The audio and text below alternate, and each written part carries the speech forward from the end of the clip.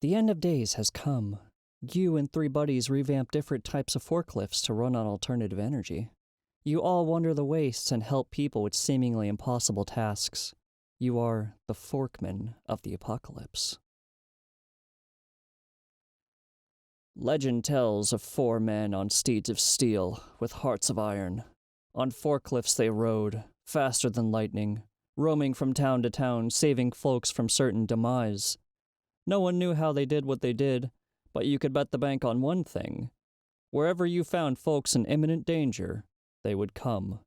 They would always come. The old man leaned back in his chair, taking a long sip of tea. Fire crackled in the center of the gathered men and women. "Forklifts?"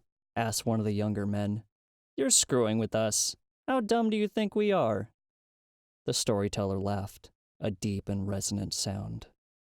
"Not a word of lie, boy. I know it for a fact." The young man crossed his arms, obviously offended.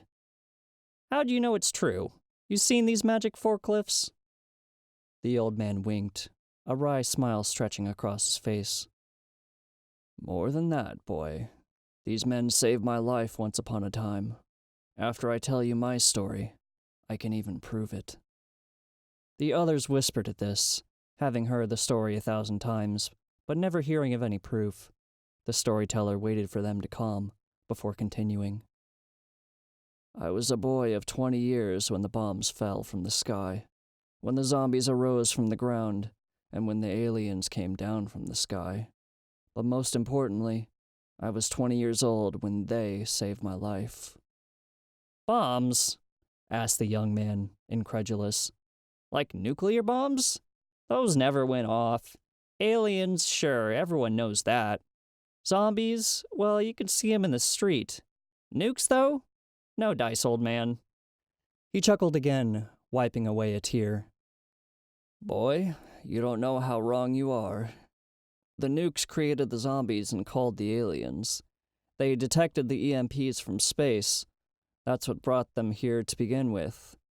Now sit back and listen before I twist your ear." He took another long sip of tea, pausing for a long moment. "As I was saying, I was 20 when they saved my life. I was hiking through Seattle, that's up north, where the aliens reign now, and I were beset by a horde of hellish zombies.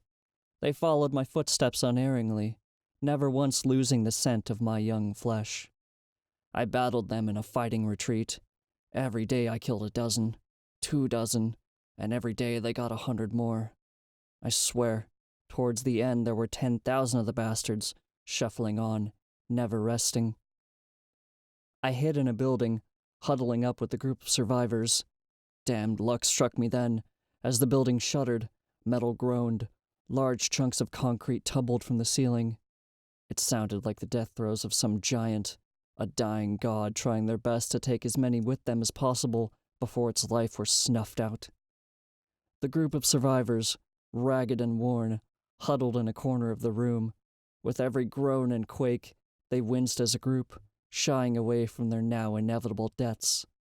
You could almost hear the huddled masses making peace with their gods, making peace with themselves. One small boy, however, did not pray. In fact, he didn't seem to be worried at all. That's because he knew that they would come. They always came when times seemed most dire.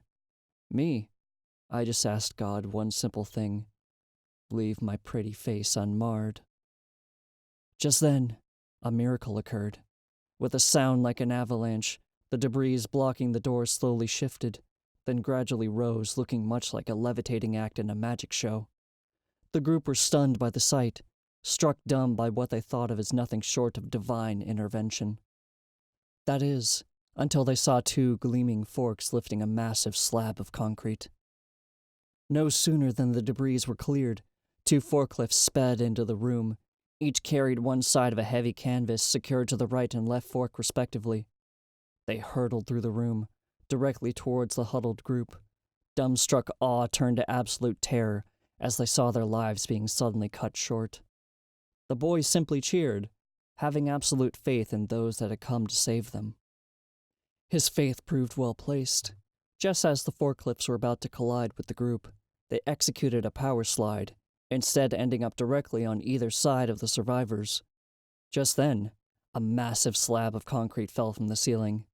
Instead of smashing the survivors, it landed heavily on the outstretched canvas. In a well-practiced maneuver, they slanted the canvas to one side, and the concrete slab cracked against the floor harmlessly. By now, 2 forklifts had cleared a route out of the building.